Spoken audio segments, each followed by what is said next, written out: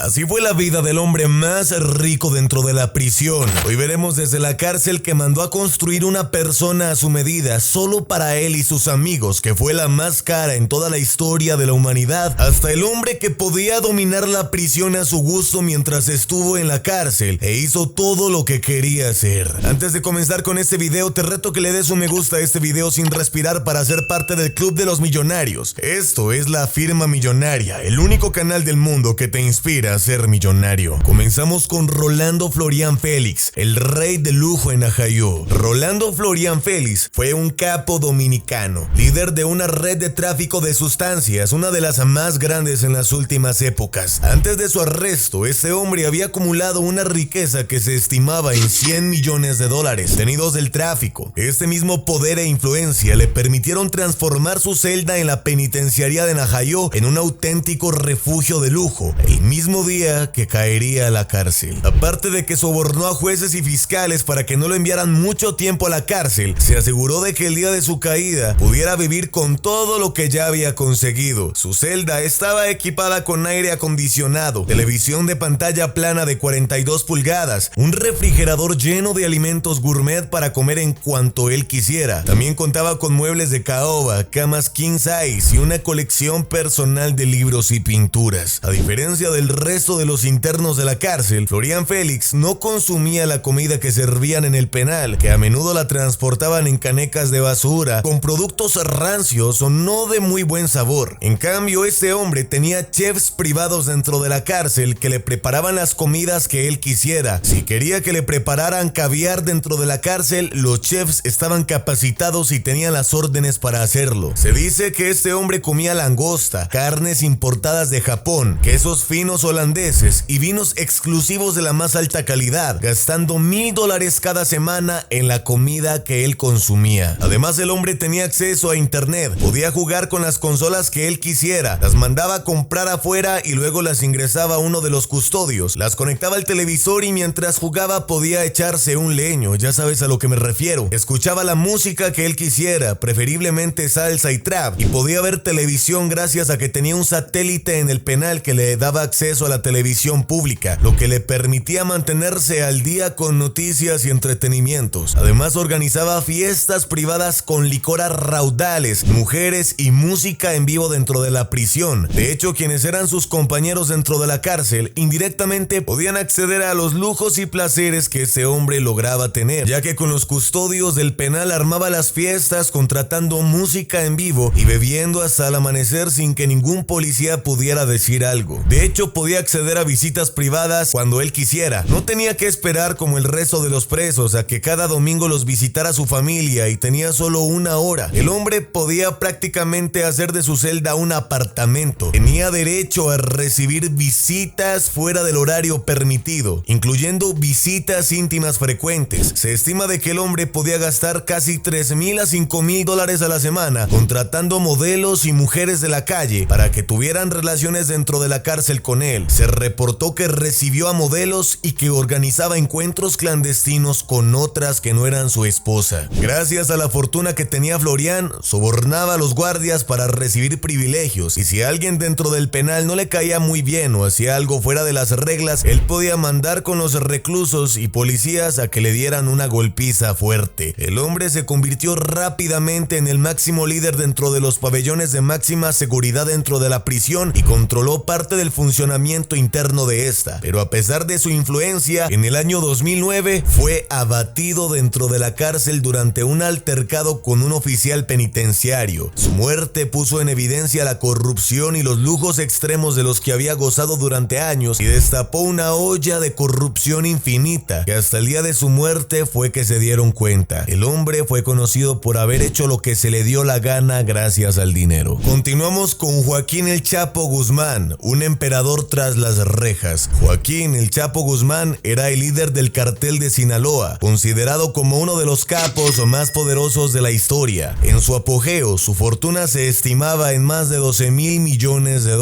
A lo largo de sus múltiples arrestos en México, su influencia le permitió vivir con comodidades inusuales en prisión. El hombre contaba con una celda equipada. Durante su encarcelamiento en el penal de Puente Grande, su celda tenía televisión de pantalla plana, contaba con con diferentes celulares para comunicarse con su familia en cuanto quisiera, revisar los Facebooks y seguir dominando el cartel desde cárcel tomando decisiones por llamadas. También tenía refrigerador y un baño privado. Mientras el resto de los presos comía comida básica de la prisión, Guzmán tenía acceso a cortes de carne premium, mariscos, que era una de sus comidas favoritas, postres finos traídos desde Italia y bebidas especiales que solía degustar en solitario o con sus socios o amigos dentro de la prisión, tomando usualmente coñac o Don Periñón. El Chapo tenía acceso a música, televisión satelital y hasta un pequeño gimnasio personal. Tenía permitido recibir visitas de múltiples mujeres y familiares sin restricciones. El Chapo ya era bien conocido dentro del penal, ya que tenía varias mujeres que eran famosas dentro del mundo de la farándula. Ya se le tenían nexos con modelos, presentadoras de televisión y verdaderamente señoritas bastante hermosas, que se cree que él le daba una gran suma de dinero para que accedieran a tener relaciones con él, y hasta incluso dentro del penal. Pero también existían los casos de señoritas que lo visitaban que ya eran parejas amorosas del señor de ocasiones anteriores. De hecho, los guardias de la prisión lo trataban con demasiada diferencia al resto de los presos, e incluso muchos de estos le ofrecían masajes a lo largo del día. Estaban a la disposición de las órdenes de uno de los capos más grandes de la historia, en el que en ese entonces era el más grande del planeta Tierra. El hombre tenía tanto poder que podía sobornar a funcionarios y tenía el control completo de la prisión y de muchas otras a lo largo de todo México. A través de su poder, ordenaba castigos a reos que no cumplían sus órdenes, que no pagaban sumas de dinero que les eran exigidas a ellos y a sus familiares. Tenía tanto poder dentro de la prisión que un día decidió escapar, no antes de haber realizado más de 40 fiestas dentro de la prisión, con tragos, modelos, mujeres y todos los presos del penal, bebiendo licor varios días consecutivos con música de banda a todo pulmón. Como lo mencioné anteriormente, fue fugitivo en 2 ocasiones de la justicia de los Estados Unidos luego de haberse escapado. Finalmente sería extraditado en 2017 a la prisión de máxima seguridad ADX Florence en Colorado. Sus privilegios desaparecieron. Desde entonces vive en confinamiento en solitario durante ya más de 7 años, con restricciones severas, sin acceso a lujos ni privilegios. Varios de sus familiares, incluido su abogado, han demandado en diferentes ocasiones que se le violan los derechos humanos, ya que recibe de torturas psicológicas y físicas. A las 3 de la mañana lo mojan con agua fría, durante las 6 de la tarde lo acuestan para que intermitentemente durante la noche apliquen varios mecanismos de tortura del sueño para que no pueda dormir más de 2 horas seguidas y se despierte asustado. En numerosas ocasiones han llegado con falsas noticias de la muerte de varios de sus familiares para derribarlo psicológicamente. Ha sido sometido a humillaciones, golpes y cosas macabras que no se le desearía ni al peor enemigo. Se dice que su salud mental va en decadencia, además de su físico, debido a los golpes y el maltrato que ha recibido por parte de los guardias. Tiene prohibido hablar con presos y con policías, y hablar con sus abogados es demasiado limitado, por lo tanto lo aislaron del mundo por completo. En cárcel murieron varios de sus familiares, mientras tanto le han hecho creer falsamente que otros murieron solo para tenerlo deprimido en su máximo esplendor posible. ¿Ves que este hombre merecía tales castigos? Hasta el día de hoy sigue dentro de la cárcel y se cree que pasará otro siglo más, lo cual hace que sea imposible que este hombre vuelva a ver la luz del sol en su vida. Continuamos con Juan Gabriel, el divo de Juárez en Lecumberri. Alberto Aguilera Valadez, mejor conocido como Juan Gabriel, fue un ícono de la música mexicana, pasando a transformar su carrera en una leyenda. Su música trascendió tanto en la cultura mexicana que acumuló una fortuna estimada en más de $200 millones